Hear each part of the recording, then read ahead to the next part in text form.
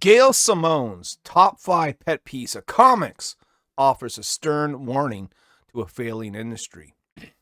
I got to meet Gail Simone way back in 2011 at a small convention in a little known place called Halifax, Nova Scotia. There, she gleefully signed my Batgirl comics, talked about Red Sonja and Dungeons and Dragons. Got along just fine with her, but fast forward, 12 years later, she's definitely become opinionated. I think just like all of us have, though, about comic books. And she's got some opinions she wishes to share, her warnings to a failing industry. And what's interesting is that we're starting to hear these pros come out now. Instead of defending the sales of comics and trying to tell us that everything is fine, they are recognizing that the industry is on death's door, and it desperately needs to be saved. And we're all in that together. We're all trying to figure out how to save a dying industry. But before we do that, here's a word from our sponsor. And just who is this video sponsor? Well, it's me, Austin. It was me all along. That's right, it's me, and I'm here to tell you about Nyobi Penguina, number 1 of 2, the crossover event of the year. If you like the old school Image crossover, think like Wolverine with Witchblade, that sort of vibe, then you are going to love Nyobi Penguina. I'm bringing my character Nyobi with Ben Dunn, founder of Antarctic Press's Penguina, for a 2-issue miniseries starting on Kickstarter here in about a week from the time that this video drops. So, ladies and gentlemen, by all means, keep your eyes out for the follow page. And when this thing goes live, with this man right here by my side, Mr. Ben Dunn, come check out Nyobi Penguina. We have 6 great covers to choose from Eduardo Garcia, Jen Leonard, Narciso Souza, Mr. Ben Dunn himself. That's going to be a great one. And how about from Image Comics artist Mr. John Stinsman, known for his work on Lady Pendragon, Evangeline, Scarlet Crush, and others. Plus, we'll have a blank variant for you guys to doodle on. There's going to be some really cool pages, some great artwork, great colors here, guys. 30 pages in all for part 1. It is the crossover you don't want to miss. And plus, hell, if you're new to Nyobi, we have all kinds of great add-ons to get you caught up. Okay, everything from Birthright to Origins to Outbreak to the very first Nyobi, the 3rd printing back in our black and white days. So this is a campaign you don't want to miss, guys. It is Nyobi Penguina, the crossover, and it is coming to Kickstarter in about a week from the time of this video dropping. We'll see you soon. Peace.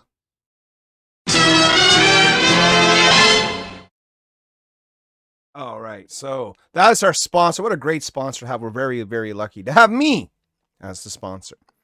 Also, we're very lucky to have John Delarose giving us articles such as this from our good friends over at Bounding in the Comics. So let's go ahead and read John's take here on Gail Simone.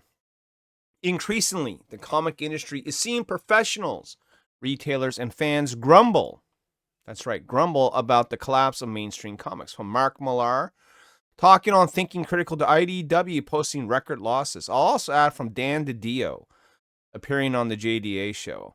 Let's add that in. Almost everyone has an opinion, including Gail Simone. She's very opinionated, by the way, who talked about her 5 biggest pet peeves in the industry in a Facebook group this week, which I tried to find. I was unable to locate it, but that's why we have John.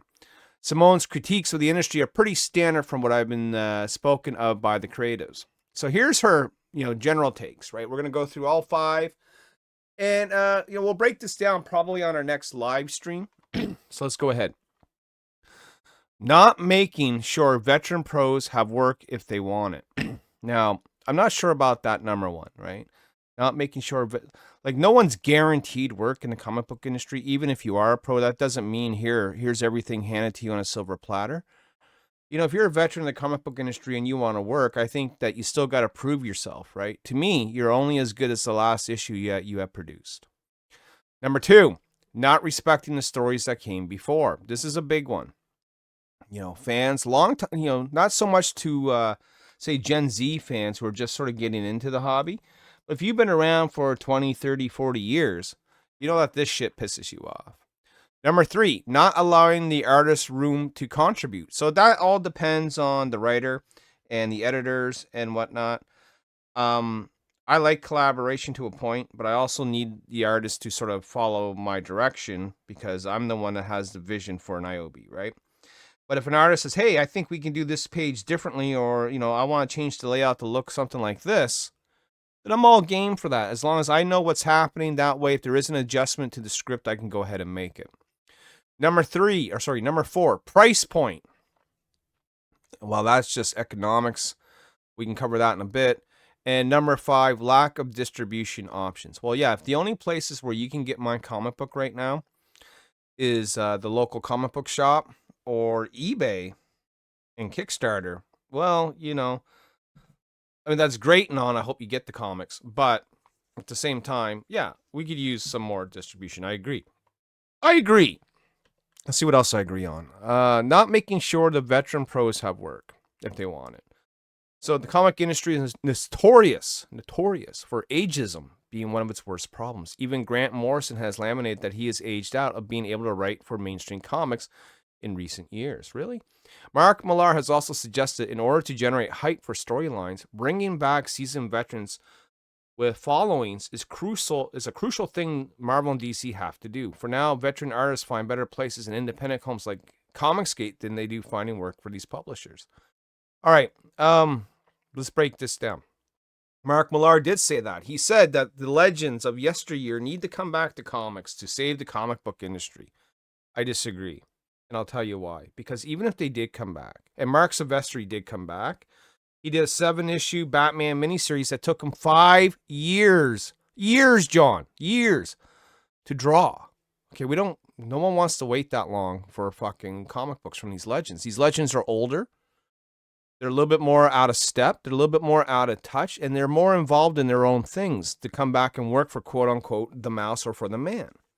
What we need is young, new talent that's actually good. That's what we need. Number 2, not respecting the stories that came before. Like I said, this is a big one. Probably the most controversial of Simone's opinions listed has been the reason where so much many have canceled and labeled bigots by the progressive left in the industry. Much of the lack of respect for the characters comes from replacing characters with race and gender swap counterparts, forcing beloved characters to be compared with LGBTQ fetishes is what's written here. I'm not sure if that's the right word, but sure. These changes have ruined multiple characters, and reviewers such as Richard C. Meyer have come under savage attacks for stating much of the same point. Look, things are going to change in comic books, and you're going to adapt to a new readership. The thing is that readership doesn't seem to exist. So if you want to keep what you have, you need to please the fans that you got, and that's not really happening. We don't want to see, major changes to our characters that make them no longer our characters. I think that's sort of the point that's trying to be made here. Let's continue. Not allowing artists room to contribute. Increasingly, the big companies have outsourcing their work to foreign studios on the art. It's not just big companies. It's almost every small independent creator out there. Why? Because you can get quality work for an affordable rate in this day and age. This has trained writers to be very specific in what they want, because with English as a second language, they can't risk the artist taking liberties. Even if you do spell it out for them, like their children, right? Because sometimes you need to do that when English is not their strongest point. You got to make it very simple for them. They still manage to fuck it up. So I don't know what to say there. When working with a competent artist who understands comics, however, the stylistic trend can be a detriment. As good as an artist can bring a lot of comic scripts if allowed to breathe room. So there's 2 types of scripts, right? For the most part, there's the Marvel way and the full plot. The Marvel way means you basically give an outline of what you want, the artist draws it up, and then you fill in the dialogue later. Full plot means you are writing things panel by panel, by camera shots, by angles. The dialogue is already there. The story is already good to go. You just need the artist to sort of interpret your vision and throw it on paper. Price point. Price point. The problem is I don't think this one can be fixed, and I'll tell you why. Because just the way the economy is right now, everything is more expensive. It's not just comic books. It's video games. It's your food. It's your rent. It's your gas. Everything has just gone up. What we need is more money or some sort of other form of currency. I mean, I don't know how to fix this. I mean, I think at some point, when you're paying $19.99 for a 24-page comic, man, at the comic shop, we're in trouble, right? And yet we're doing that on Kickstarter. Let's see what they say. Many comics on the shelves are now showing introductory prices of $4.99, $5.99, or $7.99 in the case of Ultimate Invasion #1. This increasingly makes it difficult for a reader to check sometimes something interesting off the stance because it makes the amount more than an impulse buy. Yeah, so like let's say you're perusing the comic book shop, you see a cool cover, you want to check it out, but it's $8. Back when comic books were like $1, $1.25, that wouldn't have been such a big investment. Yeah, I'll gamble on that one. But $8, that's like lunch somewhere. You know what I mean? That's gas in your car, If anything, the issue #1 should be discounted in order to try and get readers on for a story. Otherwise, why wait for a trade or go find cheaper form of entertainment? Alternative Comics has done wonders in regards by using newsprint to create cheap entry points for readers of their books, like Cryptic King by Peter Smedley. The problem with alternative comic books is they're just not that good. I mean, I don't know if you read any. I have. I could not get into it. I tried to give them a chance, and I didn't like the cheap paper quality. I've been sort of spoiled in that regard. I look at the quality of a comic book that I print versus an alternative comic, which looks like they all have flat colors. Again, the paper feels old and musty. It's not my way. It might be other people's ways, but it's not my way. Lack of distribution options. This point speaks to both the physical and digital media.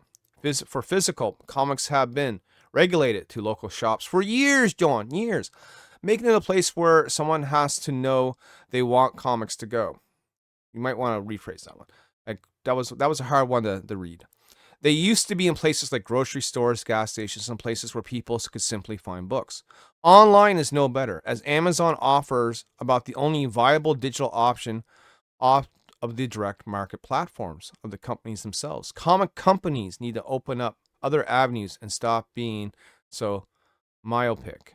Myopic? I don't know that word, John. I'm Canada, remember? I'm limited vocabulary. Overall, Simone made some good points with her pet peeves, and all these could be thought of as warnings to the comic book industry as a whole, as they are in trouble and need to up their game in several regards if they want to remain viable into the next decade and beyond. That's a big, long run-on sentence there, but we're going to forgive John because I like John. What do you think about Gail Simone's pet peeve list? All right, here's the thing. These things have all been echoed many, many times before, and why does it take for Gail Simone to whine about the same shit that we've been talking about for years now, John? Years, right? But since she's saying it, now people are maybe starting to listen, right? The thing is, why weren't you saying this 10 years ago when it was more relevant? The thing now is, I don't know if there's revival for the comic book industry as we once knew it, okay? I think maybe that era might be long gone. I think there might be some guys who are going to sink with the ship, me being one of them. I'm going to continue to produce my comic. I'm going to continue to do business with Antarctic Press. We're going to continue to be in shops and on Kickstarter, while I do look for other ways to sell the book. With that being said, though, I'm going to be watching the industry very, very closely in regards to how it changes and morphs over the next year or two. One of the things that Antarctic Press has done is we're in dispensary shops. I know it's the weirdest thing to say, like marijuana dispensary shops. Yeah. Antarctic Press has made a deal with a fellow by name Adam, and our books are not only in shops, like LCS shops, but in dispensaries. And if I had the graphic ready, I would show you, but I don't. The other thing that Antarctic Press has done is not just being distributed by Diamond, but word on the skeet is now that we also have a deal with Lunar, which can increase our visibility, which is great. And this is sort of the things that we need to do. Another thing that comic books need to do is they need to do what Transformers #1 has done, and that's generate excitement for your book. That book is hot right now. Transformers #1, Skybound Entertainment, go grab it. I hope to get a copy. It is hot, and it's hot for a reason. Because it's well done and well drawn and well written. and it's got people talking. It's harder to get people talking about your product now, so you really have to do something special. Let's see what you're doing that is special. Guys, gals out there, what do you think about this 5 things that are hurting the comic industry? What are your 5? If you were to pick 5 pet peeves right now, I want to know what they are so I can make a video on it. Let me know down in the comments section below, and I will read them off on the next video. We'll talk to you soon. Peace.